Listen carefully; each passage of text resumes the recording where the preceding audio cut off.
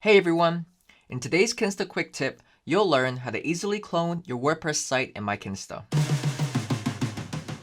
There are many reasons why you might want to clone your WordPress site. Whether you are launching a second site and want to use your first one as a base template to save time, or maybe you want an exact replica for backup purposes, or development other than a typical staging environment, cloning sites at Kinsta is a breeze.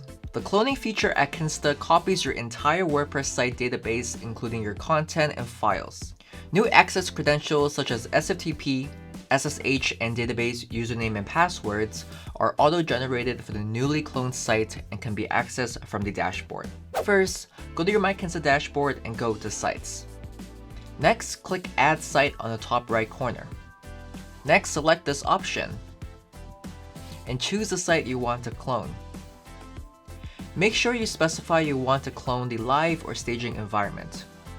If you already have a domain in mind, you can enter it here. Keep in mind the location cannot be changed during the cloning process. If you would like the cloned site to be hosted elsewhere, please contact our support team to move the site after the cloning process is completed.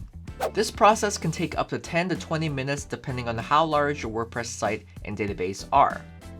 Now while we wait for that, make sure you check out our YouTube channel for more tutorials like this. Once your site is finished cloning, it will appear in the list of sites in your MyKinsta dashboard. If your cloning process takes longer than an hour, please reach out to our support team. And that's a quick tip for today. For more WordPress tips and tricks, visit kinsta.com/resources. Make sure you also check out our YouTube channel and Instagram. If you have any questions, our support team is available 24/7 to help you out.